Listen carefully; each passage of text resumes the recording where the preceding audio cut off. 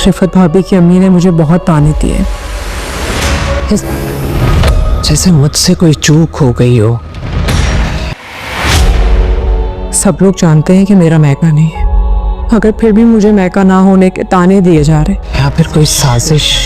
भाभी जान, शायद आपको यकीन ना आए, लेकिन हया ही कर रही है ये सब कुछ। इस घर से दिल टूटने की आवाजें आ रही हैं। मैं खुद अपने ही फैसलों से मुतमईन नहीं हूँ। कह रही थी कि तुम्हारी शादी को तो 1 साल हो गया है और कोई औलाद नहीं हुई है। रिफत भाभी की अम्मी ने मुझे बहुत ताने दिए।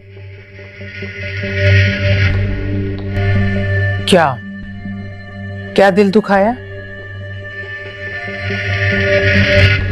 सिर्फ यही नहीं बल्कि मेरा बहुत दिल दुखाया है उन्होंने। अगर वो इस घर की बेटी होती तो आप उसे बेटियों जैसे ही सुलूक करती। आपने उसके साथ मुजरिमों वाला सुलूक किया है। सच्चे झूठे सबूतों को लेकर आपने उसे सजा सुना दी। अब आप ही बताएं अम्मी जान, इसमें मेरा क्या कसूर है? आपको यहाँ सालगिरह में शिरकत के लिए बुलाया है।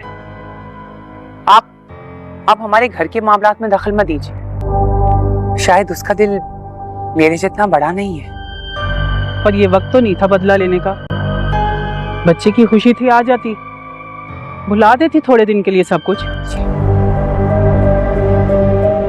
मुझे पूरा यकीन है कि कोई ना कोई नतीजा जरूर निकलेगा। आप गौर कीजिए ना, जब से वो यहाँ आई है इस घर में तरह तरह की बदमज़गियां हो रही हैं। आप देख रही हैं कि मैं भाभी जान से मुखातिब हूँ। आप मेहरबानी करके हमारे बीच में मत बोलिए। आप हया को सामने रखकर इन सारी बातों पर गौर। आखिरकार आसिया पुप्पो ने हिम्मत करके मस्तूर मुबारक के सामने हया की बात कर ही दी। आखिरकार आसिया पुप्पो ने अपना मुंह खोल ही दिया और मस्तूर मुबारक को भी आईना दिखाने की कोशिश की है। ये सब कुछ होने जा रहा है आने वाले एपिसोड में, लेकिन उससे पहले आपसे दरख्वास्त है कि वीडियो को एंड तक ज़रूर देखें ताकि आपको सारी कहानी का पता चल सके।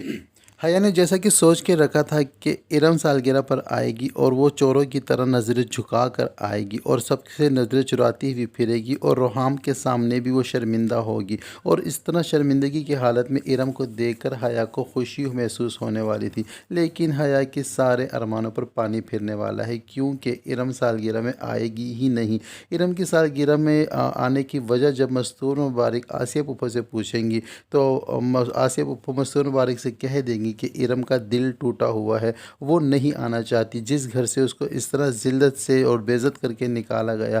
इरम वो कहती है कि मुझ में अब इतनी हिम्मत नहीं कि मैं फिर खुद अपने पैरों पर चलकर उस घर में जाऊं। इरम के ना आने की वजह से मस्तूर मुबारक अपसेट होती हैं और वो आसिया से कहती हैं कि इरम को ऐसा नहीं करना चाहिए था, तुम उसकी माँ हो, तुम्हें उसको समझाना चाहिए था, क्योंकि सालगिरह में सिर्फ हमारे घर की ही लोग नहीं बल्कि बाहर से ही मेहमान आए हुए हैं और इस तरह इरम की गैर मौजूदगी में लोग सवाल उठा रहे हैं कि इरम कहाँ है। तो मैं नहीं चाहती कि घर की बात घर से बाहर निकले। अगर इरम आ जाती तो लोगों को सवाल करने का मौका ही ना मिलता। इन दोनों की बातें चल रही होंगी कि रिफत की अम्मी बीच में टपक पड़ेंगी और कहेंगी कि ये कौन सा टाइम था बदला लेने का, बच्चे की खुशी की खातिर ही आ जाती।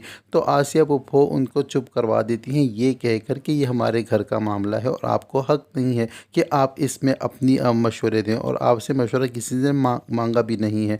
जब ये बात आसिया पुप्पो रिफत की अम्मी से कहेंगी तो ये बात रिफत भी सुन लेगी और वो गुस्से भरी नज़रों से आसिया पुप्पो की तरफ देखेगी, लेकिन इस वक्त वो कुछ भी बोलना बेहतर नहीं समझेगी क्योंकि इस वक्त मस्तूर मुबारक और आसिया पुप्पो की आपस की बात चल रही होगी। तो मस्तूर मुबारक की मौजूदगी में खामोश रहेगी और कुछ भी नहीं कहेगी, लेकिन उसको इस बात का गुस्सा ज़रूर होगा कि भरी महफिल में मेरी अम्मी को इस तरह जवाब क्यों दिया है। और आसिया पुप्पो ने इरम के ना आने की वजह से सोनिया भी हैप्पी मूड होगी और सोनिया काफ़ी खुश होगी क्योंकि सोनिया ये नहीं चाहती थी कि वो फिर से इरम का सामना करे, क्योंकि वो अपने दिल ही दिल में अपने आप को गुनहगार समझती है और वो बार बार इरम का सामना करने की वजह से घबराहट का शिकार हो जाती है। और जब उसको बौखलाहट उस पर तारी होती है तो उसे डर होता है कि कोई मेरे अंदाज से कुछ ये गैस ना कर ले कि कोई ना कोई बात तो है। तो इस वजह से इरम जब नहीं आई तो सोनिया काफ़ी खुश होगी। خیر سالگرہ کا پروگرام کافی اچھے سے ہو جائے گا اور سب لوگ اب خوشی خوشی اپنے گھروں کو واپس لوٹ جائیں گے، لیکن آسیہ پھپھو کو جانے سے پہلے مستور مبارک اپنے کمرے میں لے کر جائیں گے اور ان سے بات کرنے کی کوشش کریں گی، اور مستور مبارک اپنے دل کا بوجھ ان کے آگے ہلکا کریں گے اور کہیں گی کہ ارم میری اس گھر کی بیٹی ہے، میں اسے بیٹیوں کی طرح ہی سمجھتی ہوں، لیکن آسیہ پھپھو سے کہیں گی کہ اگر آپ اس کو بیٹی سمجھتی اور دل سے بیٹی مانتی تو آپ اس کے ساتھ اس طرح غیر والا سلوک نہ کرتی، اس کو اس طرح رسوا کر کے اس گھر سے نہ نکالتی۔ ان کی یہ باتیں چل رہی ہوں گی کہ ادھر حیا کی جو منظور نظر میڈ ہے، جو نوشین ہے، جو گھر کی پوری خبریں اکٹھی کر کر کے حیا تک پہنچاتی ہے، وہ مستور مبارک کے کمرے کے باہر دروازے میں کان لگا کر کھڑی ہوں گی اور ان کی باتیں سن رہی ہوگی۔ تو مستور مبارک آسیہ سے کہیں گی کہ مجھے اس گھر سے دل ٹوٹنے کی آوازیں آتی ہیں، مجھے لگتا ہے کہ کسی نہ کسی کا دل میری وجہ سے ٹوٹا ہے، میں اپنے فیصلے پہ مطمئن نہیں ہوں، مجھے لگتا ہے کہ کچھ نہ کچھ تو غلط ہوا ہے۔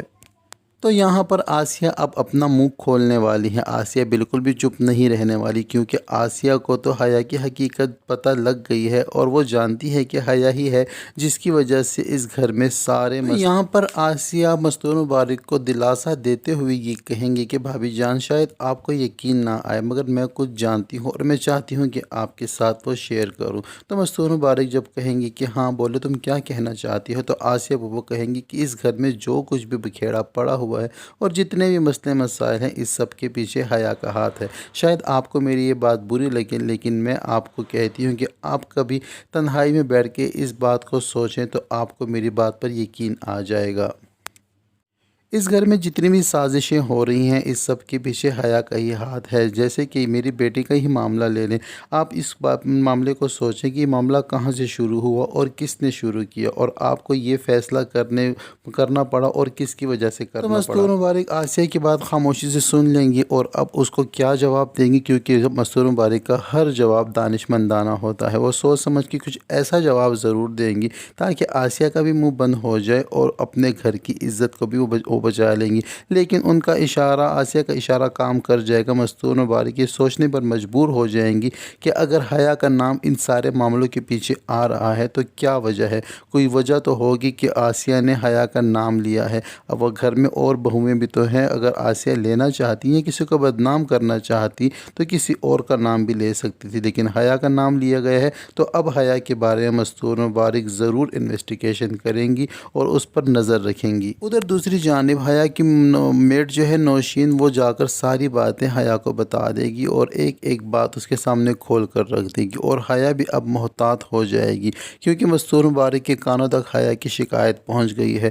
حیا اب اپنے آپ کو اور اچھا کرنے کی کوشش کرے گی اور ان کی نظروں میں اچھا بننے کی کوشش کرے گی تاکہ مستور مبارک کو اس پر شک نہ ہو۔ تو اب دیکھنا یہ ہے کہ حیا اب اپنا پلان جو ہے اس کو آگے لے کر کیسے چلتی ہے اور کس طرح رفت کی امی سے اپنا بدلہ لیتی ہیں، اور آسیہ پھپھو کی اس بات کا جواب وہ کس صورت میں آسیہ پھپھو کو دیتی ہیں، کیونکہ حیا تو اپنے اوپر لگائے گئے الزام اور اپنے اوپر آئی گئی آنچ کو نہیں بھول پاتی اور ہر چیز کا بدلہ لینے میں وہ ماہر ہے۔ تو یہ سب کچھ ہونے جا رہا ہے ڈرامہ سیریل حیا کے آنے والے ایپیسوڈ میں۔ اب تک کے لیے اتنا ہی۔ ویڈیو پسند آئے تو ویڈیو کو لائک اور چینل کو سبسکرائب کرنا ہرگز نہ بھولیں، اور ویڈیو کو اپنے دوستوں کے ساتھ بھی شیئر کریں اور اپنی رائے کا اظہار کمنٹ سیکشن میں ضرور کریں کہ آپ کو کس کا کریکٹر زیادہ تر پسند ہے۔